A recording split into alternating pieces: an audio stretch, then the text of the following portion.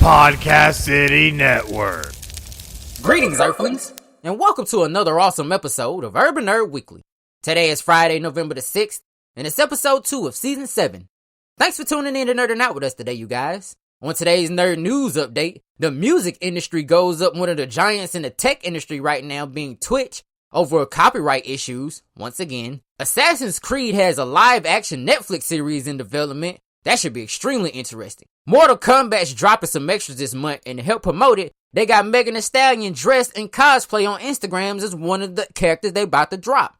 Joe Rogan surprisingly had Alex Jones on the Joe Rogan Experience, and of course they talked about a lot, and now people are questioning Spotify and what they're allowing folks to say. To find out about all these stories plus much more, tune in, nerd out, to today's episode of Urban Nerd Weekly.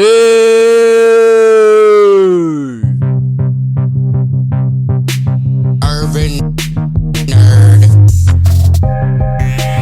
Urban Nerd. Urban Nerd.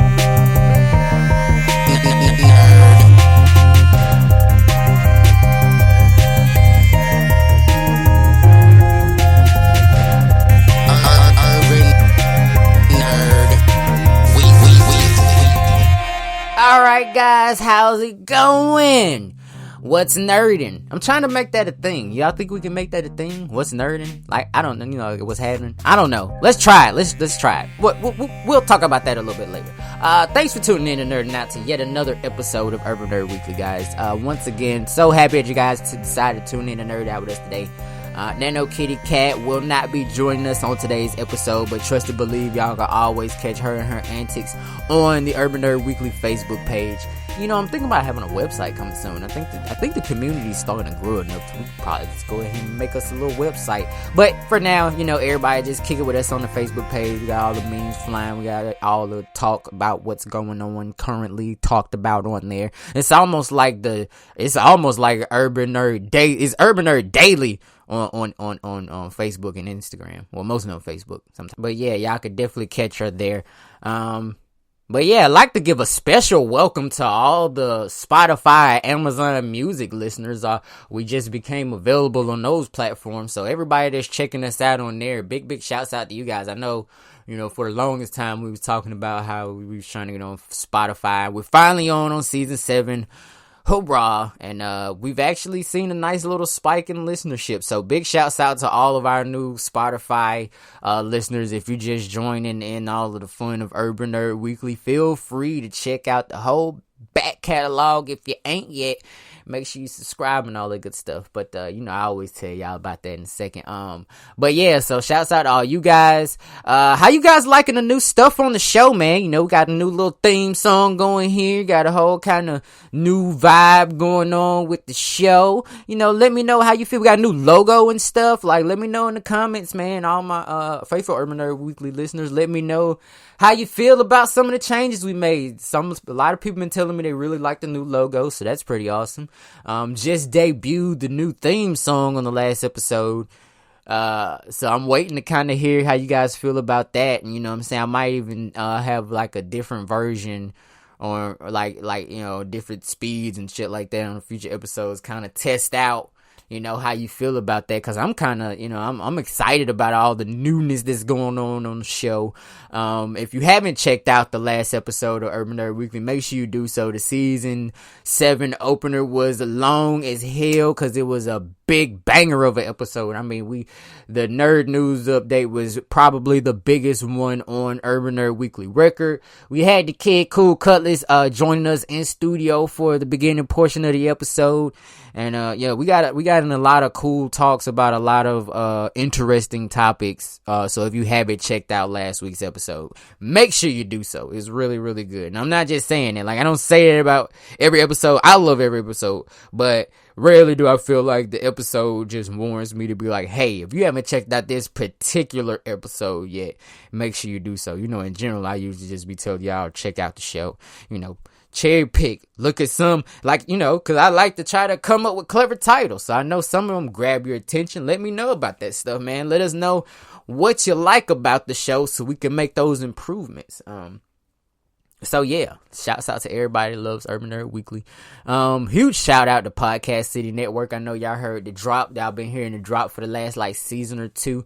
I don't know I can't remember if I went into much detail, but Urban Nerd Weekly is a part of a network of very interesting podcasts called Podcast City Network, which you could check out all of them on podcastcity.net. And however, recently we started dropping merch on that ass. So if you want to get some cool ass like face masks, t-shirts, coffee mugs, some cool ass merch on there, man. If you want to get some Urban Nerd Weekly merch to help support the show, make sure you go over there and do that. And also available there, you'll be able to get merch for some other cool shows on Podcast City Network. And feel free to, of course, check out their content as well. Especially since, I just did guest spot on one of the other shows on the network called The Everett Lee Show, which sadly, like, y'all kind of missed out on. Like, if you did catch me, I so much appreciate it on there. I had a great time on the Release show. They're on hiatus right now, so it's like now y'all gotta wait. Y'all kind of gotta wait for them to, like, if I just told you about it, we kind of gotta wait for them new episodes to come out. But y'all should definitely go check out their entire show. Has a lot of extremely interesting interviews on it. Like, their interview format is really cool. It's kind of inspiring me and Nano Kitty Cat like to get more into the whole interview thing on the show. I think a lot of the times, we get so caught up in being, entertained by ourselves a good bit. We forget how fun it is to have somebody on the show. So we brought on Cool Cutlass last week. We had a great time. And of course, if you haven't checked out the interview with Cool Cutlass, make sure you do so. So yeah, I did a guest spot on the Everett Lee Show, and we talked about all kind of amazing stuff. I bragged about you Earthlings, of course.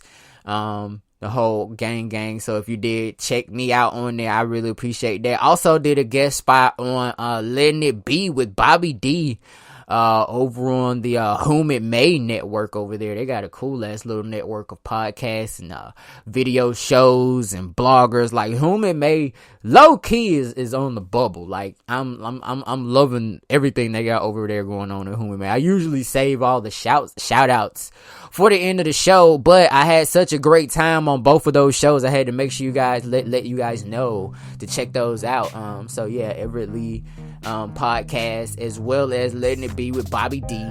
Make sure you check out all of their episodes, but namely, if you didn't get to check me out on those episodes of their show that I was on, make sure you do so.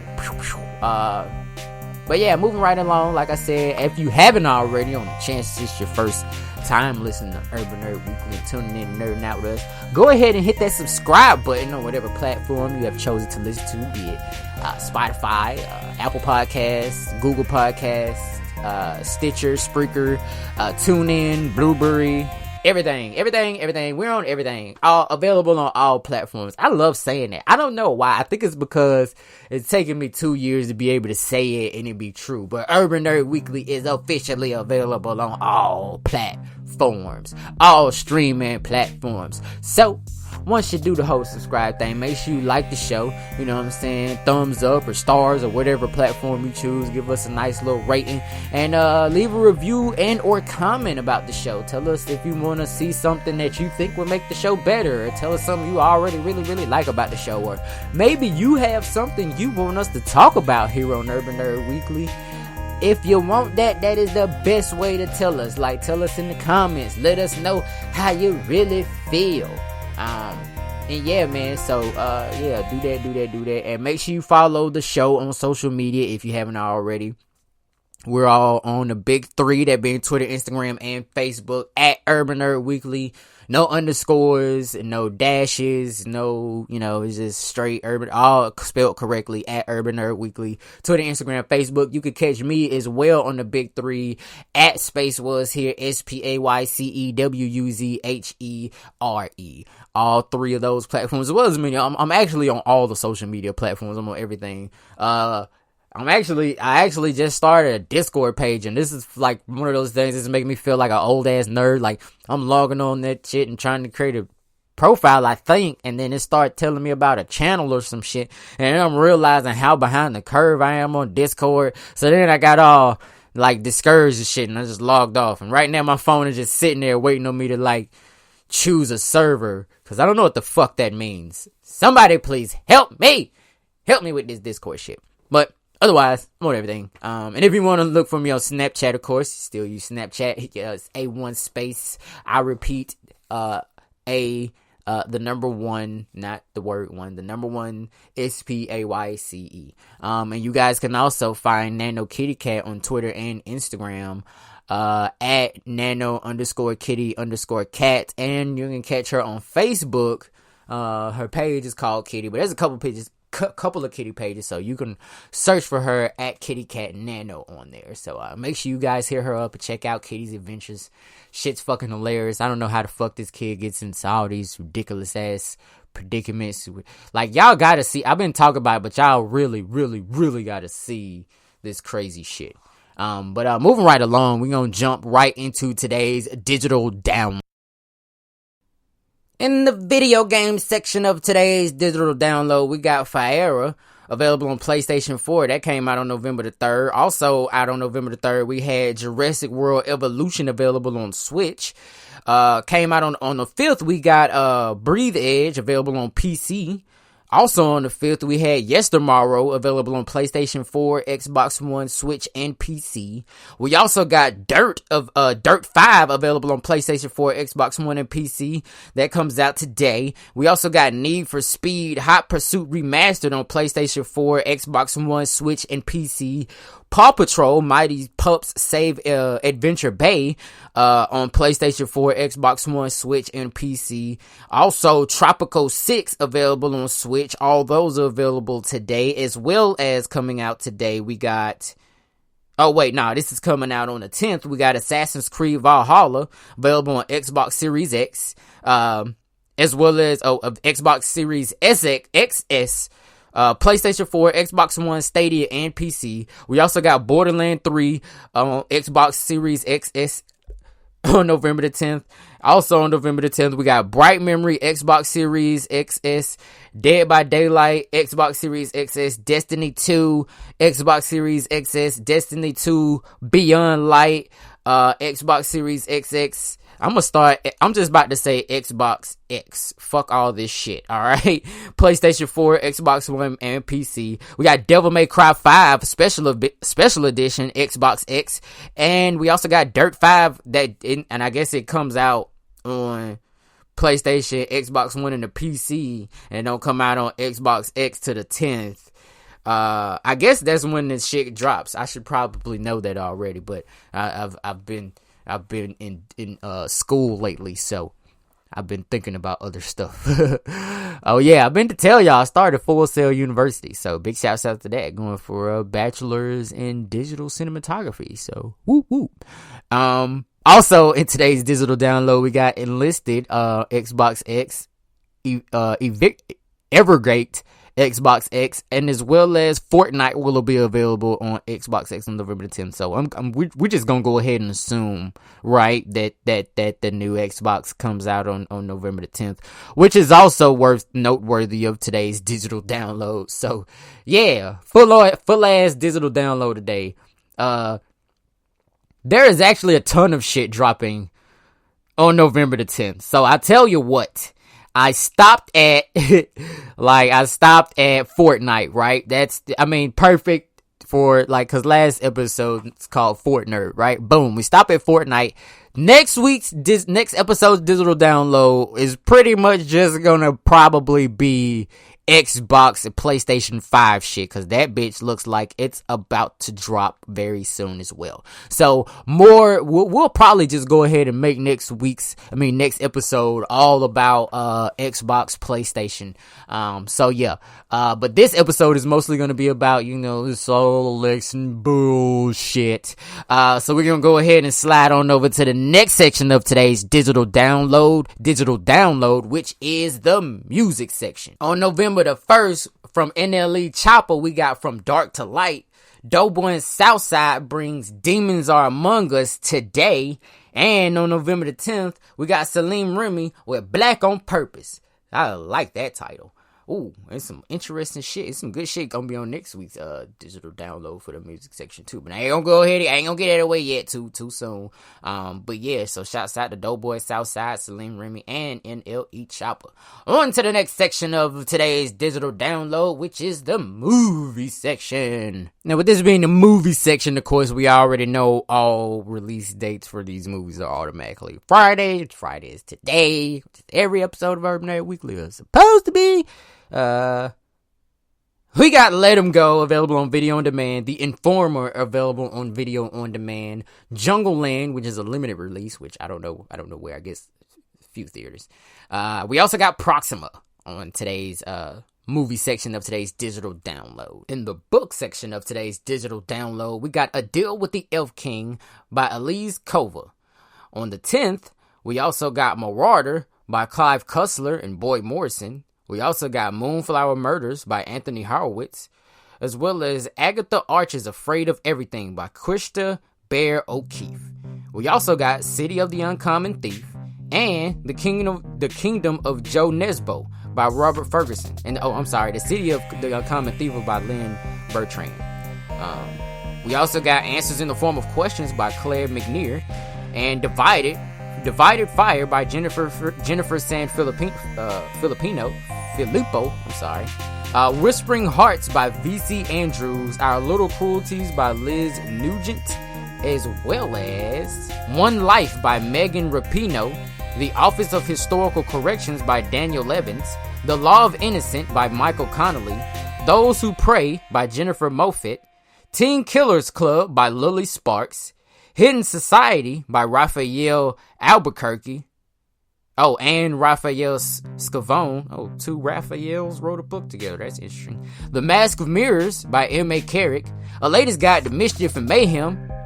We Keep the Dead. And that's by Amanda Collins. We Keep the Dead Close. A Murder at Harvard and Half a Century of Silence by Becky Cooper. That's a mouthful of a fucking title. And we also got Mimi Lee Reads Between the Lines by Jennifer J. Chow. And all those except for the very first one come out on the 10th. The very first book title comes out today, November 6th. And last but not least, in the comedy special section of today's digital download, we got Felix Lowbright with Hype. And that'll be available on Netflix. I'm sorry, it's not gonna be. It's already available on Netflix as of November the 3rd. So make sure you guys check that out. I actually watched a clip of that before I started recording the episode. It actually looked kind of funny. So yeah, make sure y'all check that shit out, man. And I believe that is all for today's digital download. So sliding on over to the next part of today's show. So, quick reminder. I know that, first of all, if you haven't checked out Cool Cutler's interview yet, I remind you, I implore you, I beg you, please do so. Shit's dope. We also got another interview coming up very soon that we're going to be putting out with a chef by the name of Chef LRL. And her food is fucking deliciously amazing. She just started her own business and she actually she just stopped working for a top restaurant to start working for another top restaurant. The interview is very riveting, and I got a lot of B-roll footage of that delicious ass food. So make sure you guys check that out when it drops. Also, make sure you guys check out Urban Nerd Tributes. We pay tribute to some of the folks that have I don't know how to categorize it, but a lot of instances in America where people of color have lost their lives to senseless circumstances, and we're gonna tribute to those folks.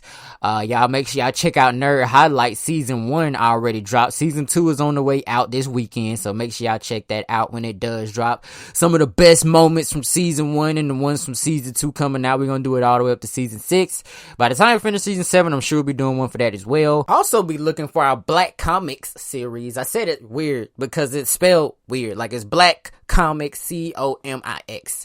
That is a new series that Urban Nerd Weekly will be creating, in which we will be paying some real OG homage to black comedians, like stand-up comedians who are of African American descent, as well as black comic book characters from the comic book era and superhero, like black comic book superheroes, all the way from then and now. Because there's actually been a lot more that people realize, and I want to highlight some of the more lesser known ones, and then pay give the proper attribution to some of the ones that are kind of blown up over the last couple of years. I talked about this, doing this whole thing a lot on season 1 of Urban Nerd Weekly, and I'm resurrecting the idea, because how the fuck could I not have already done it? Y'all gotta hold me to my word, man.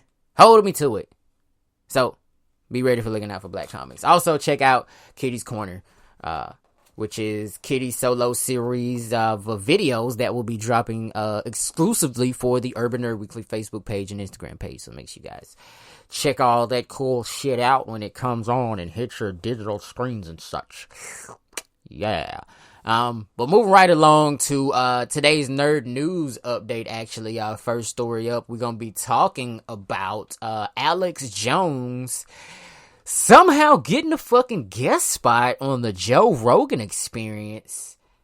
And not only that, people are like kind of pissed because because Alex Jones, who's, if you don't know, he's the guy that does InfoWars, has some very radical views. He's actually been banned from Spotify and a couple of other noteworthy platforms within recent history. And being that Joe Rogan is, I don't know if he's ever said it, but it's quite obvious that he has at least a libertarian bent at the minimum. It's kind of surprising that he made it on there. Actually, according to TechCrunch.com, social media platforms like Facebook and Twitter have been taking a messy beating from critics, unhappy with how they handle questionable content on their platform, with some complaining they don't do enough to rein in this misinformation, and others decrying censorship. What about Spotify?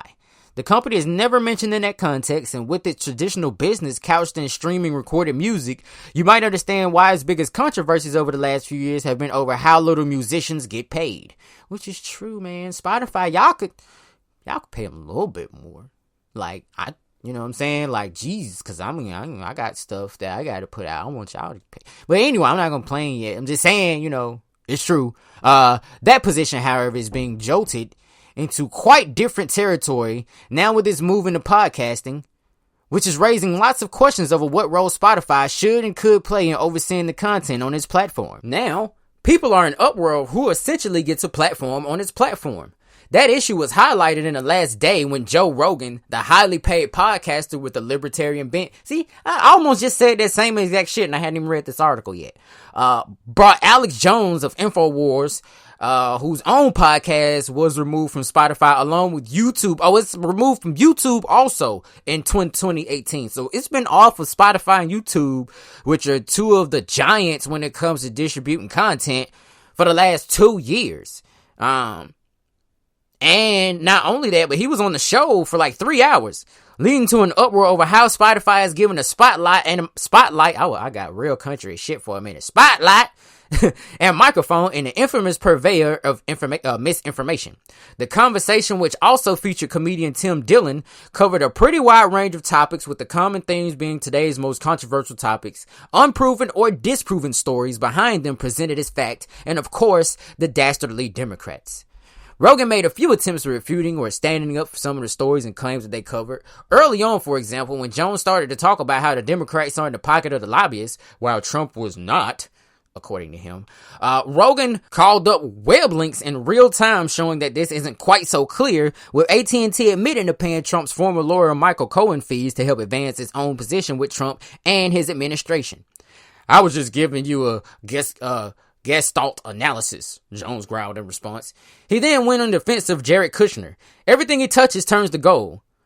Except it seems this and maybe a couple of other things, actually. The conversation veered on to a number of other topics, such as how the Democrats were intentionally trying to crash the economy to make Trump look bad, and a discussion very foggy on details of the effectiveness of the vaccine. Foggy, but probably enough strands of which, in the hands of the person already skeptical, may well be in the tipping point to dismissing COVID-19 public health initiatives altogether. But TechCrunch got some funny ass fucking writers, bro. I tell you, I'm gonna scroll up in a second to tell you the dude's name in a minute. But for now, Spotify is not saying anything in response to this publicity. We've tried to reach out to the company to get a response to questions about how the show, and we will about the show, and we will update if we hear back. We've had nothing for hours, and a colleague who asked the same question months ago, never heard back either. So we're holding our breath. We're not holding our breath. Notably, while Spotify has detailed how to report illegal music tracks or explicit lyrics on its platform, it has never outlined its content policies when it comes to podcasting.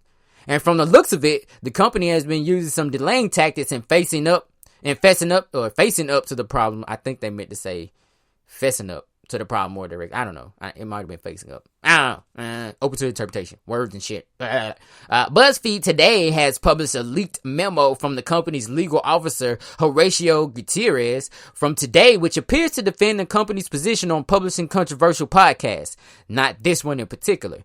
Giving hosts the freedom to have whichever guest they want and not respond to public outcry, but to refer issues to trust and safety to investigate. If a team member has concerns about any piece of content on our platform, you should encourage them to report it to a trust and safety because they are the experts on our team charged with reviewing content, he wrote. However, it's important that they aren't simply flagging a piece of content just because of something they've read online. It's all too common that things are taken out of context. Bulleted talking points about controversial content seem to underscore how Spotify is sticking to a position of being a neutral platform, not a proactive curator. Spotify has always been a place for creative expressions, said Gutierrez. It's important to have a diverse voice. It's important to have diverse voices and points of view on our platform, he also wrote. He then noted that if a podcast complies with Spotify's content policies, it doesn't make clear what those are, by the way, then guests are not banned. We're not going, quote, we are not going to ban specific individuals from being guests on our People show, as this episode show complies with our content policies. He noted in closing that we appreciate that not all of you will agree with every piece of content on our platform. However, we do expect you to help your teams understand our role as a platform and the care we take into making decisions. People were upset back when Rogan came to Spotify in an exclusive reported $100 million deal earlier this summer, which was one of the last things I did get to cover before we went on hiatus about the fact that Joe Rogan did ink that exclusive deal with Spotify. And it's like really weird because it's like Joe Rogan Experience is still going to be available everywhere, which is another weird thing because, you know, Pandora and, Pandora, XM Radio, as well as Stitcher are all, you know, in bed together now. So now Pandora has vastly expanded the number of podcasts that is on the platform. One of the shows is the Joe Rogan Experience on there, which is kind of funny because what's happening is Joe Rogan's show is going to be available everywhere up until the end of like the year, right? Then it's going to get taken down and it's going to only be available on Spotify for like a year or something like that. Or I don't know if it's going to stay that way or however long the contract is. Either way, and this was me going off into a tangent, however. But, you know, back in the summer he did, and it was apparently from, you know, rumor has it was $100 million. And it was an event that first introduced the question of how Spotify would handle content controversies. Because now, when you're producing either original content or exclusive content on the platform, now they're basically putting their stamp on it. Like, basically, there is a difference between what you can put in a movie that may or may not eventually end up on Netflix, right? But there's certain shit that you may or may not be able to do when you're making a movie that's specifically gonna be put up as a Netflix original. You understand what I'm saying? So it's a lot of stuff as podcasters we get away with on our shows that just they're everywhere. So by proxy, yeah, it's on Spotify. But now that you have Spotify original podcast coming out and they're getting this exclusive deal with Joe Rogan, now people are basically trying to figure out, okay, so how, like, what role, like, are they gonna accept responsibility for what the public has to say about the shows now? Because now it's not just Joe Rogan and his team, it's also the fact that Spotify let it happen. You see what I'm saying? This is what happens when you get in bed together with folks. But no surprise there, since Joe Rogan was already courting controversy, for example, for how he uses slurs considered to be transphobic by members of the LGBTQT community, an issue that has not gone away as of right now. Which, it's so funny for me to see that they feel that way, but everybody knows Joe Rogan is not like, he doesn't hate, like, he has no hate. He's not in any way like a xenophobe or a homophobe or a transphobe. homophobe. These are new words. But now those questions about him are coming up again, along with boycotting threats. In a tweet by somebody named Heidi Moore, on looks like Twitter. I said tweet that looks like Twitter. Hi at Spotify USA, which I don't know why you felt like you had to put both of those handles in there. Both of them are owned by the same company. Whatever. I am a super user. Okay, crackhead. And I was absolutely, and I wanted to absolutely cancel and spend all my time. What the fuck? Is this the whole tweet? Alright, so I can't even see the whole tweet and shit. Oh yeah, okay. That's weird, but whatever. Anyway, fuck her tweet. Whether this actually makes a dent in its user base, it does not raise a lot of questions about how the profile of the company is changing. Hold on, let me reread that. Whether this actually makes a dent in its user base, it does raise a lot of questions about how the profile of the company is changing, and that Spotify has been given a relatively easy break when it comes to content on its platform up to now, and that's considering all the fucking shit they've had to deal with Taylor Swift and a lot of other musicians and labels that don't feel like they've gotten their, well, the labels ain't saying shit about not getting their proper cut, because they invested in these companies a long fucking time ago, so it's the artists that are the only ones that are probably getting screwed by, like, and like the indie labels and shit, you know what I mean, like, but the splits are so different, and it's just, but that's a whole music thing, you know, that's a topic for a whole nother blog. Anyway, it's been optimizing for exclusive names and speed to market and getting them and paying big bucks for the bragging rights over considering what those names are actually doing and what impact that could have. One interesting angle to ponder is whether other high-profile hosts might bail if they feel strongly about Spotify's editorial position. Another is whether or when this will catch the eye of the powers that be. Just today, executives from Facebook, Twitter, and Google are being brought before Senate with questions about biases on their platform and how their staff approaches content moderation and whether they are liable for that content.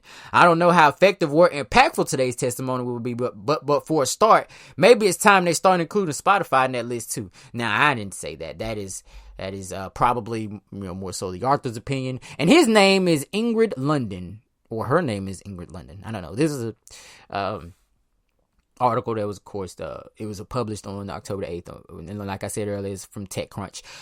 So that's the gist of it, but I think it's very weird. Like, personally, I think it's weird that people even think that the platforms should be the ones, like, I mean, yes, to a degree, but there's certain extremes to it. Like, yes, do I think InfoWars should be able to be on the platform, dropping episodes every day, brainwashing the shit out of somebody? No. But do I think it would be kind of entertaining to see someone like Alex Jones go up in a debate with a guy like Joe Rogan? Abso-motherfucking-lutely, which is why the episode probably lasted long. I mean, just the contrast of their personas in the public's, general perception is enough to catch users. I mean, and clearly the shit's getting talked about because we're talking about it. So, you know what I mean? It's doing its fucking job, in my opinion, altogether. And that's all for that story. Next up on today's Nerd News Update, Mortal Kombat has some new DLCs. That's right, folks. More downloadable content coming from Mortal Kombat 11. We got a brand new fighter. Well, it's not a new fighter, but it's just not a fighter that was on the original release of the game. They bring in Melina, y'all. I was getting ready to make that just worded in the motherfucker. They bringing Melina up out this bitch. And to help promote that, they did something that I thought was just savvy as shit. It was awesome. It was perfect. They got Megan Thee Stallion to dress up as Melina on her Instagram page as an ad for the new DLC pack. So according to, I'm sorry, I don't even know what blog this is, man. I didn't take proper notes. I'm gonna look it up and I'm gonna put it in the show notes. But for the purposes of recording, a very notable blog who has an author by the name of Roland Bishop, published an article about Megan Thee Stallion cosplaying Melina. Halloween is come and gone, but that hasn't stopped rapper and massive anime fan Megan Thee Stallion from partaking in more costumed activities. The talented lyricist recently took to social media to share a video of herself in a cosplay as the iconic fighter Melina, who is set to join Mortal Kombat 11 in the latest round of DLC. Megan Thee Stallion has been more than vocal about her nerdy influences. Shout out to Megan Thee Stallion for loving nerd culture. The Lord is just gonna bless you for that, for real. But this is about to earn her some more fans from the Mortal Kombat community, of course. Melina is set to join the popular fighting video game as part of the upcoming Combat Pack 2, which also includes Rain and Rambo. Melina has been highly anticipated, and having Megan Thee Stallion cosplay as her in the run-up to the release should only further fuel those flames. You can check out her cosplay, which was apparently done as a sponsored bit, given the hashtag below, on her Instagram page. The all-in-one Mortal Kombat 11 Ultimate is set to release on November the 17th for the PlayStation 5, PlayStation 4, Xbox Series consoles, Nintendo Switch, PC, and Google Stadia. In your ass, bitch! I got so hyped. I got way too hyped for that shit. It includes basically everything released up to this point for the fighting game, alongside the new Combo Pack 2 DLC. Notably, the video game will largely be available digitally only on November 17th, with physical versions releasing for the PS5, Xbox X, and Xbox One consoles. The PS4 physical versions are expected to launch in January 2021. Pre-orders will receive the Time Warrior skin pack on launch, featuring Dark Web Noob Saibot, HCF, which is Halt and Catch Fire, Liu Kang, and Blood Moon Scarlet. You can check out all of the previews of the coverage of Mortal Kombat right on the blog that I'm going to tell you the name of this shit is later. And you know what? Just to get the writers some more notoriety, I usually don't even read their little liner notes and shit, but just because I can't remember the name of the blog. What do you think of the new Mortal Kombat DLC fighters? Does Megan Thee Stallion's Melina cosplay make you more excited for the release? Let us know in the comments. Feel free to hit me up directly over on Twitter at Rollin, ROLLIN, Bishop, BISHOP, all one word, to talk about all things gaming. So I'm sorry I can't remember the name of your blog right now, but big shouts out to Roland Bishop, our awesome blarticle. Yep, fuck it, that's what it is now, blarticles. That's all of that story. So big shouts out to Megan Thee Stallion, getting her nerd and sexy on, cosplaying Melina. That's some fucking awesome shit. Next up, Assassin's Creed has a live action Netflix series, Netflix series, in development.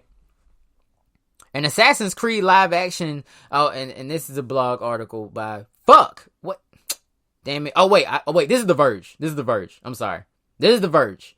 So, according to TheVerge.com, an Assassin's Creed live-action series is currently in development at Netflix, Variety has learned. The series is a part of a deal between Netflix and video game company Ubisoft to develop content based on the best-selling video game franchise. The deal will include live-action animated and anime series. The search is currently on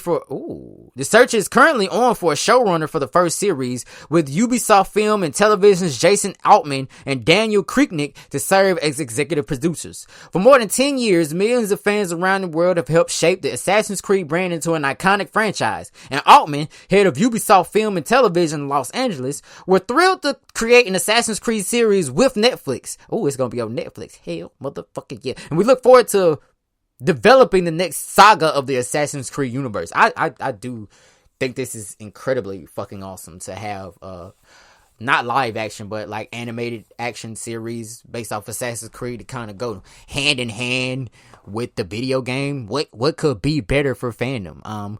Assassin's Creed first debuted in 2007 and became, this shit making me feel old as fuck, bruh.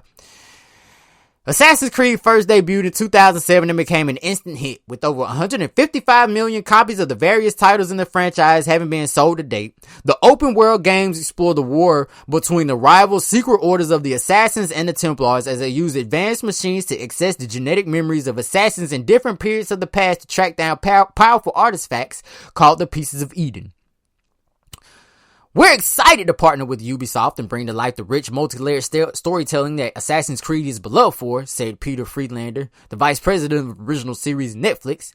From its breathtaking historical worlds and massive global appeal as one of the best-selling video game franchises of all time, we're committed to carefully crafting epic and thrilling entertainment based on this distinct IP and providing a deeper dive for fans and our members around the world to enjoy.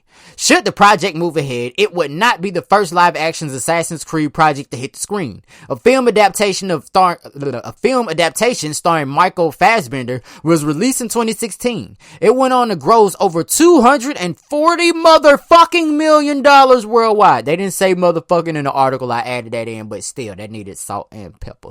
Worldwide, against a reported budget of $125 million. Well, that's not as remarkable when you tell me the budget. I mean, they doubled their money, which is great, but, you know, sometimes they could have just left that part out and left us in the basement, really. That's what I would have did. This is also not the first project of Ubisoft has announced with Netflix in recent months. In July, Variety exclusively reported that this is a Variety article. I'm sorry, y'all. The next article I'm reading is by The Verge. This one is by Variety. I am sorry.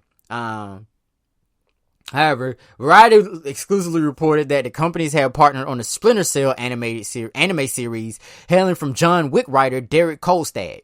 Ubisoft and Netflix are also currently working on the film The Division, starring Jessica Chastain and Jake Gyllenhaal. While the streamer has aired 4 seasons of the Ubisoft animated series, Rabbids Invasion, elsewhere, Ubisoft also produces the live-action Apple series Mythic Quest. So yeah, that is all from the Variety article. Sorry, I said it was Verge, is Variety. The next article that I'm about to read, next story, now last story for today's Nerd News Update came from TheVerge.com, and it is all about the music industry taking another step forward in a legal fight with Twitch. In an article by Bijan Stefan, the music industry has taken another step toward a legal fight with Twitch. Like I said, trade organizations that represent a lot of the music industry sent an angry letter to the platform. Amazon receiving, cause I forgot Amazon on Twitch. Oh shit. So y'all not just fighting Twitch, bro. This is an Amazon baby. So y'all, I be forgetting that shit. I remember reading that article with it. So yeah, y'all going up against a titan if y'all really want to do some shit, cause Amazon is probably a part of one of the trade organizations, cause it's part of the music industry now. Amazon Music, Amazon MP3, they got Garth Brooks shit, bruh. They got exclusive shit on. Garth Brooks has 9 diamond motherfucking albums, bruh. They don't need anybody else, but they are part of the game though. Amazon received a blistering letter last Thursday about copyright infringement and Twitch's non-existent licensing deals with major music right holders, Variety reports. Now, I know last time I said Variety reports, it was a Variety article, but this time, it's actually The Verge's shit. The letter was signed by organizations including the Recording Industry Association of America, the RIAA, and the Recording Academy, the National Music Publishers Association, the American Association of Independent Music, SAG, and AFTRA, and more. The document accuses Twitch of allowing streamers to play copyrighted music without getting the proper licensing to do so. Music copyright is a thorny, complicated subject. If you want to play music to audiovisual content, you need at least 2 different licenses to do so legally: a synchronization license and a mechanical use license. Twitch appears to do nothing in response to the thousands of notices of music infringement that is received, nor does it currently even acknowledge that it received them as it has done in the past. The letter reads it in part, according to Variety. Oh, that's a part of the letter. Oh, that was a quote. That was a part of the letter. Meant to tell y'all that. Oops. About a week ago, Twitch sent out a notice informing thousands of streamers that they had infringed copyright and that the platform was deleting the offending videos. So basically, Twitch was like, "Oh, that's not us, that's them." So we'll reprimand the streamers, but fuck y'all if y'all think y'all finna come for us. The letter to Amazon appears to be the next step by the RIAA in a campaign to make a case that Twitch isn't abiding by the terms of the Digital Millennium Copyright Act. Butchered that shit. Twitch isn't abiding by the terms of the Digital Millennium Copyright Act, which governs copyright online. That could open up to be that can open it up to be sued for copyright claims. There is a precedent for this too. Media companies sued YouTube between 2007 and 2009 on the same grounds, which led to the creation of a content fingerprinting system the company still uses to root out copyright infringement. On YouTube, right holders can now collect the ad revenue on a copyrighted video if they so choose, and can take infringing channels down. The legal wrangling over licensing suggests that the RIAA is angling for a similar situation with Twitch. The letter also blasts Twitch's new soundtrack tool, which separates music from the audiovisual stream and strips it out of archived broadcasts. The group that sent the letter say they are confounded by Twitch's apparent stance that neither sync nor mechanical licenses are necessary for the soundtrack tool. In response, Twitch provided Variety with a statement that contends that the company is supporting the music economy by paying royalties to performing rights organizations. The publishing side of the music business, that means that Twitch is paying for licenses, not just the ones the RIAA wants. Public performance licenses, which is what Twitch is paying for now, allow places like restaurants to play music in public. Twitch also said that its soundtrack feature is fully licensed and that it has agreement in place with right holders of the music featured in the product. The industry groups say they are concerned with that unlicensed music. The industry groups say that they're concerned that unlicensed music is still widely available on Twitch, despite its claim that the company would remove it.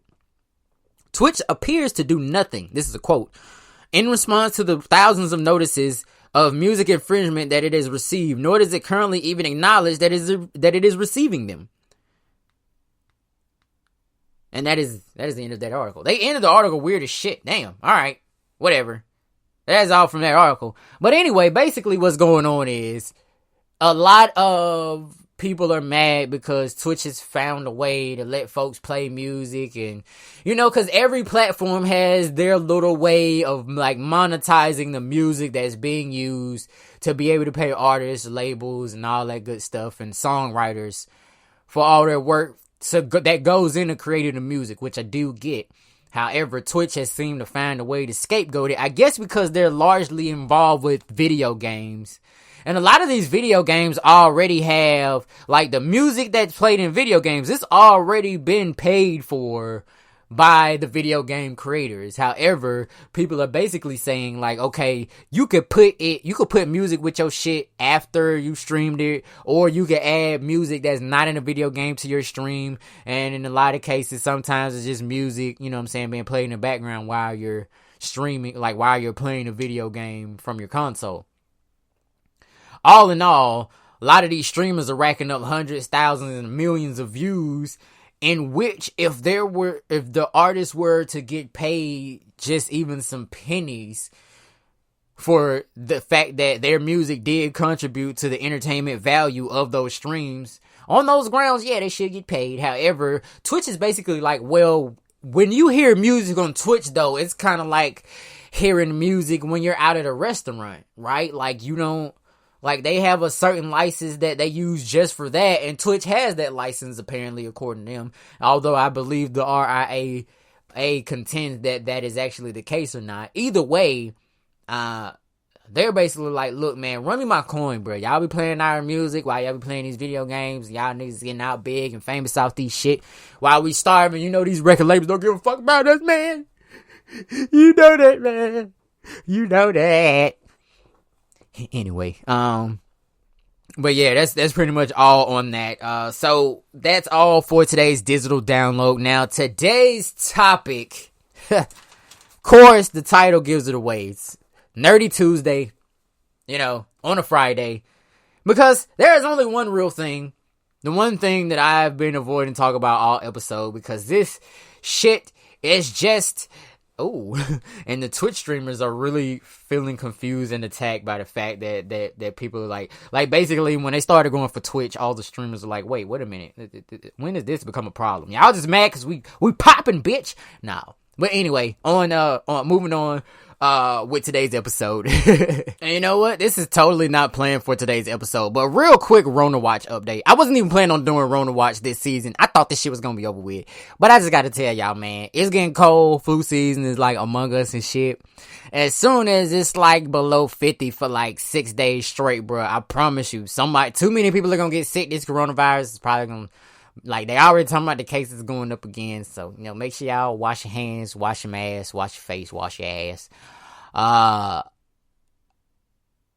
Just be prepared for the possibility of another lockdown, because that's very likely to be what they're going to do.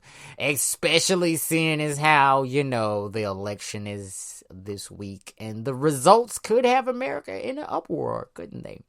But yeah, I just wanted to throw that in there. So, you know, get your shit together. Let's not do it like last time, though. Let's not fucking snatch all the toilet tissue out of the way, so y'all got a closet full of toilet tissue trying to sell, and I gotta wipe my ass with 2 squares at a time because I gotta make these 6 rolls last because ain't shit at the store. Alright? That was evil and fucked up of all of y'all. But back to the main program. Just wanted to give you guys a quick reminder of the sponsors of Urban Nerd Weekly. Big shouts out to Marketing the Pot Studios, homegirl Alicia over there running things. Huge shouts out to Project South and the Black Belt Radio Network, which Urban Nerd Weekly is also a part of. We have some more initiatives coming real soon, but it's just this whole coronavirus thing, the social distancing just kind of made everything different to kind of how we want to do a community outreach program. And with the podcast and all that, it's just been crazy. But I wanted to make sure I gave a big shouts out. If you guys want to Google that, please just Google Project South in Atlanta, and I promise you it's so worth the Googling.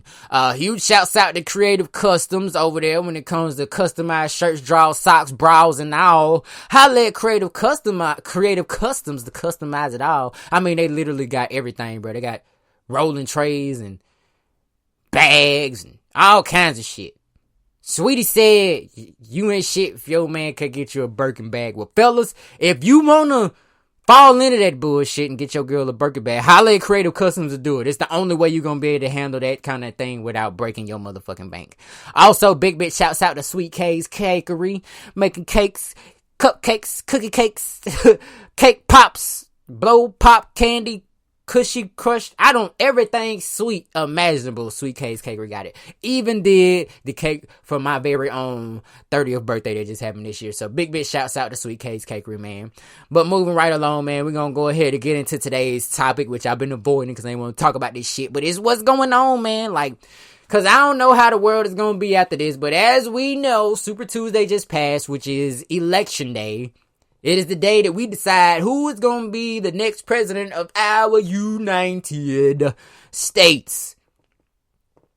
Currently in the running, we got the incompetent incumbent, the orange boy in the White House, as the older version of me will one day call him. We got Donald J. Trump, the only man with 2 verified Twitters, and he's shitty at using both of them.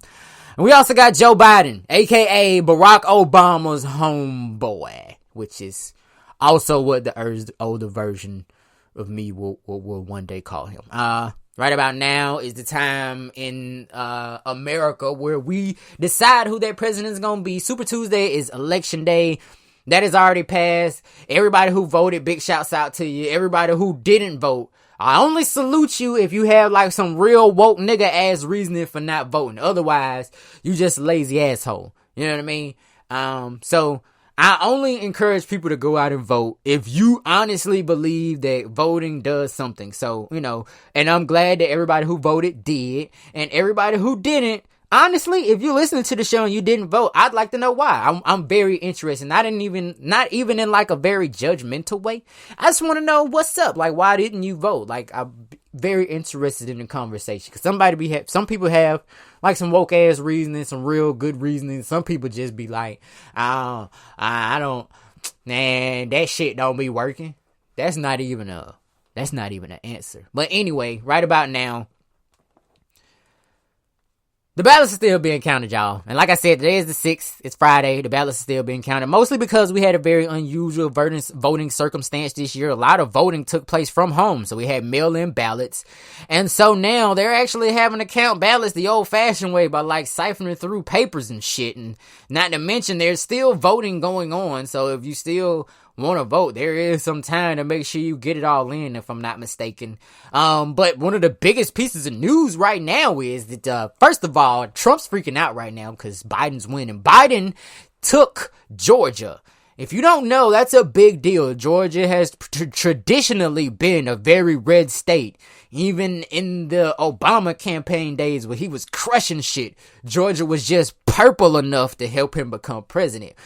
This presidential election, the state of Georgia voted blue as a whole. Like, as of all the Georgia ballots being counted,